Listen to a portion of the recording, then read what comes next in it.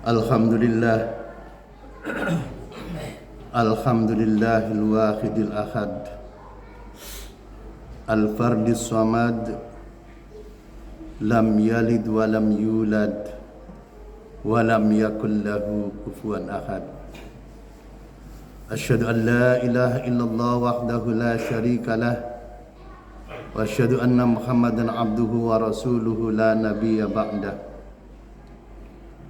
Allahumma salli wa sallim wa barik ala sayyidina Muhammadin wa ala alihi wa ashabihi ajma'in. A'udzu billahi minasy syaithanir rajim. Bismillahirrahmanirrahim. Ya ayyatuhan nafsul mutmainnah, irji'i ila rabbiki radiyatan mardiyah, fadkhuli fi ibadi wadkhuli jannati. Wa qala an-nabiy sallallahu alaihi wasallam, inna fil jasadi mudghatan idza saluhat saluhal jasadu kulluh wa idza fasadat fasadal jasadu kulluh, ala wa hiya al-qalbu. Rawahul Bukhari wa Muslim. Amma ba'du fa ya ibadallah, usikum wa nafsi bitaqallah wa ta'atihi la'allakum tuflihun. Hadirin kaum muslimin sidang Jumat rahimakumullah. Marilah kita tingkatkan takwa kita kepada Allah Subhanahu wa taala dalam arti imtithalu awamirillah wa ijtinabun nawahihi fis sirri wal alan. Mengerjakan segala apa yang diperintahkan oleh Allah dan meninggalkan segala apa yang dilarang oleh Allah, baik dalam keadaan sunyi maupun dalam keadaan ramai. Kaum muslimin sidang Jumat rahimakumullah, 1400 tahun lebih yang lalu Rasul sallallahu alaihi wasallam telah memberitahukan kepada kita bahwa manusia itu tergantung bagaimana hatinya, bahwa manusia itu tergantung bagaimana keadaan hatinya. Apabila karakter-karakter hatinya itu adalah karakter-karakter baik, maka orang itu akan menjadi orang baik dan amaliyahnya tertuju kepada amaliyah yang baik. Namun sebaliknya, bila karakter hati orang itu rusak, karakter hati orang itu jahat, maka dia akan menjadi orang jahat dan amaliyahnya juga akan menuju kepada kejahatan-kejahatan. Dalam sabda Nabi Muhammad sallallahu alaihi wasallam ditegaskan, ala inna fil jasadi mudghatan. Ketahuilah bahwa pada tiap-tiap jasad itu ada segumpal daging. Idza saluhat saluhal jasadu kulluh. Apabila segumpal daging itu baik, maka akan baiklah seluruhnya, termasuk amaliyahnya. Namun apabila wa idza fasadal jasadu kulluh, kalaulah segumpal daging itu rusak, maka akan rusaklah segala amaliyahnya. Ala wahiya al-qalbu, itulah yang disebut hati. Kaum muslimin sidang Jumat rahimakumullah. Berkaitan dengan hadis ini, para ulama kemudian mengelompokkan hati menjadi 3 kelompok. Yang pertama, qalbun mayyit, hati yang mati. Yang kedua adalah qalbun marid, hati yang sakit. Dan yang ketiga adalah qalbun salim, hati yang sehat atau hati yang hidup. Kaum muslimin sidang Jumat rahimakumullah. Berkaitan dengan hati yang mati, hati yang mati itu adalah hati yang tidak mau menerima kebenaran. Diingatkan berkali-kali dengan Al-Quran dan As-Sunnah, tetap saja tidak mau menerima kebenaran. Ibarat ikan mati. terpengaruh oleh garam menjadi asin, terpengaruh oleh asam menjadi asam. Jadi hati yang mati itu adalah hati yang bisa tergarap oleh lingkungan dan juga oleh apapun yang menjadi kawan-kawannya. Yang kedua adalah qalbun marid, hati yang sakit. Hati yang sakit ini adalah tergantung angin bertiup.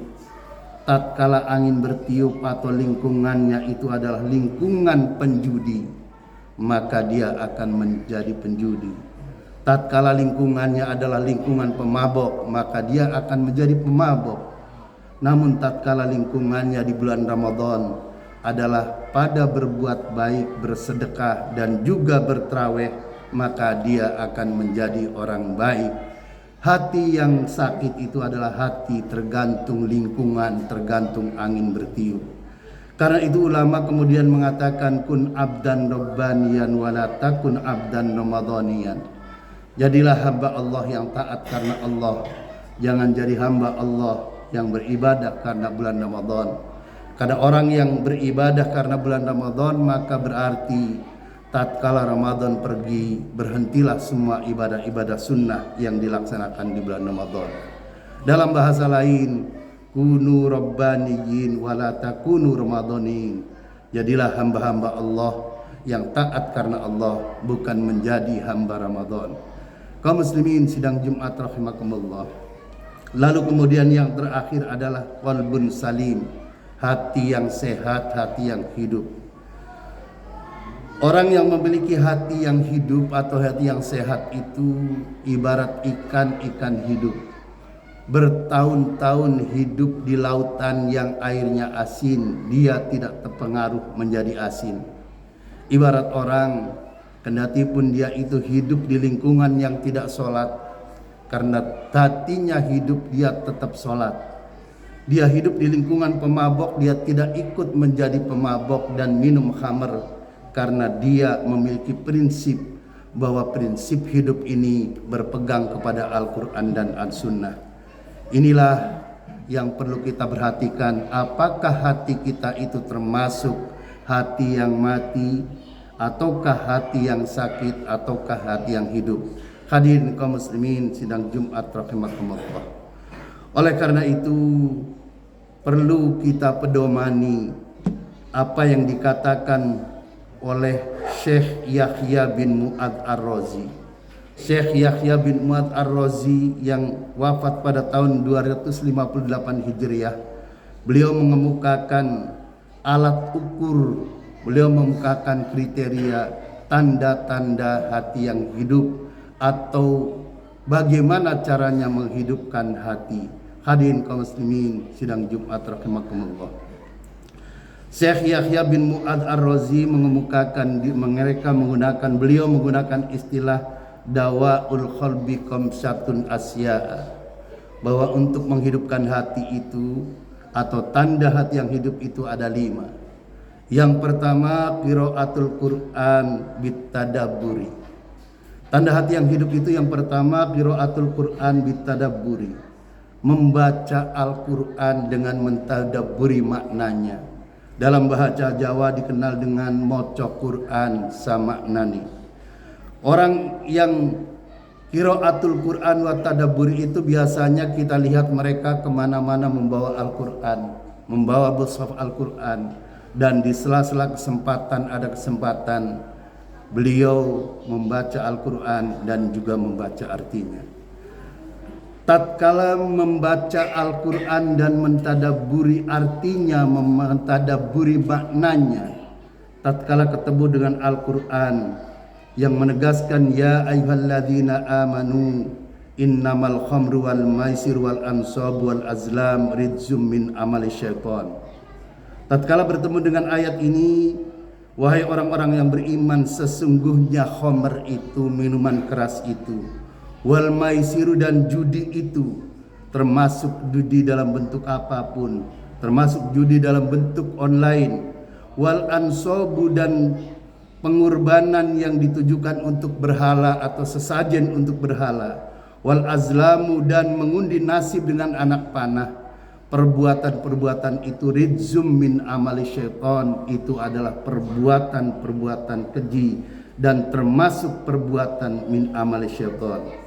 Oleh karena itu Allah melalui Al-Quran menegaskan fajtanibuhu la'allakum tuflihun, maka jauhilah perbuatan judi, perbuatan khamar, perbuatan mengundi dengan anak panah, karena itu perbuatan-perbuatan setan. Fajtanibuhu, maka jauhilah, maka hindarilah, la'allakum tuflihun, agar kalian itu memperoleh keberuntungan. Kaum muslimin sidang Jumat rahimakumullah, apapun nama dan bentuk judi itu adalah haram, dan judi itu adalah perbuatan keji dan perbuatan setan. Judi menjanjikan kemenangan, judi menjanjikan kekayaan, judi meracuni kehidupan, judi meracuni keimanan. Karena perjudian orang menjadi malas, dibuai harapan. Karena perjudian yang menang bisa menjadi jahat, apalagi yang kalah. Yang kaya bisa menjadi melarat, apalagi yang miskin. Yang senang bisa menjadi sengsara, apalagi yang susah. Jadi judi itu adalah banyak mudaratnya dan banyak membawa malapetaka, seperti yang kita saksikan akhir-akhir ini dari media. Kaum muslimin sidang Jumat rahimakumullah. Oleh karena itu tanda hati yang hidup itu pertama qiraatul Quran bitadabburi, membaca Al-Quran dengan mentadabburi artinya. Lalu tanda hati hidup yang kedua atau untuk menghidupkan hati adalah wa khala'ul batni, berlapar-lapar. Dalam bahasa Jawa disebut dengan weteng iro ingkang luwe. Orang yang suka berlapar-lapar ini maknanya adalah berpuasa, rajin berpuasa sunnah Senin Kamis, dan juga berpuasa Ayyamul Bid tanggal 13, 14 dan 15 bulan Qamariyah.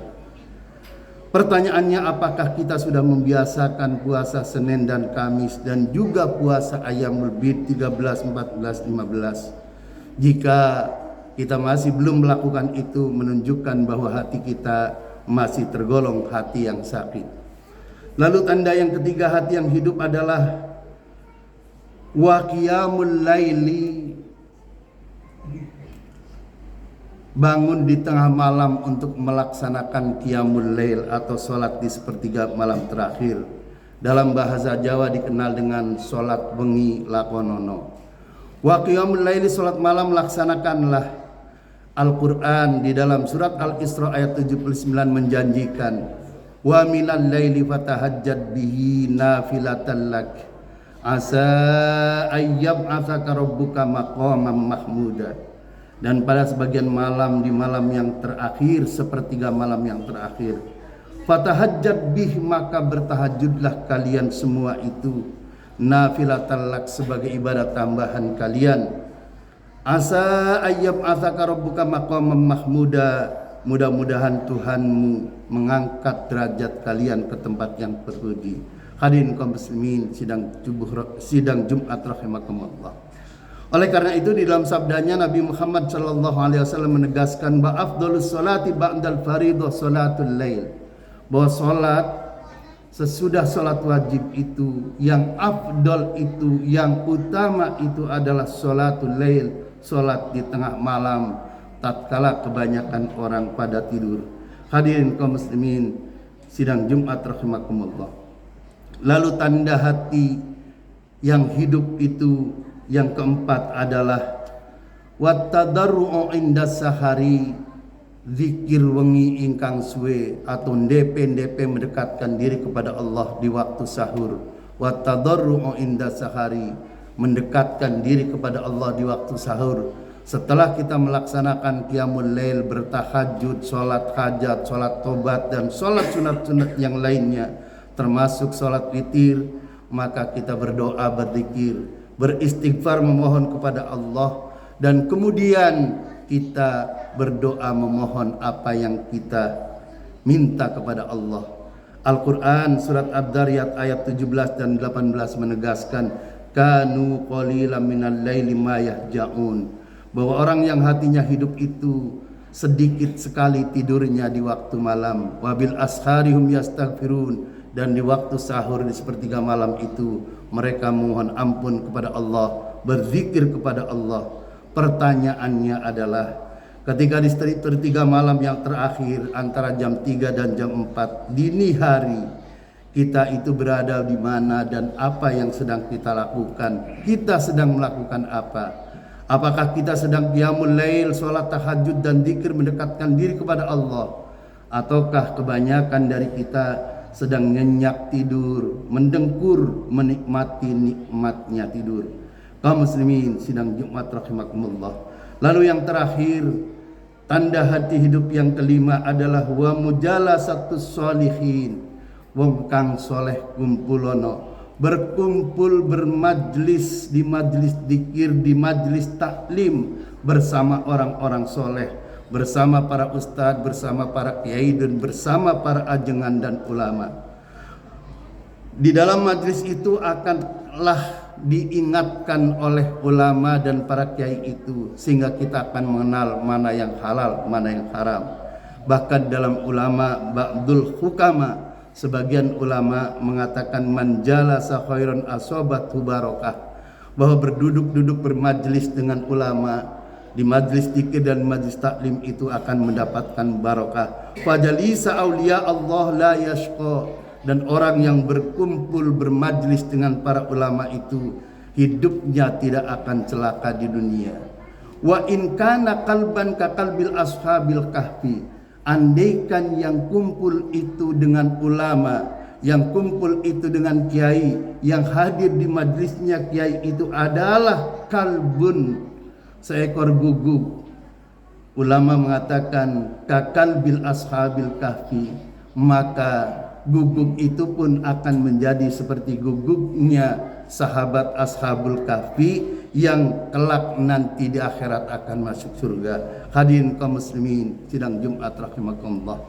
Secara ringkas dapatlah kami simpulkan bahwa untuk menghidupkan hati, atau tandanya hati yang hidup itu ada 5. Yang pertama, qiraatul Quran bitadabburi, membaca Al-Quran dan mentabaddub tadabburi maknanya.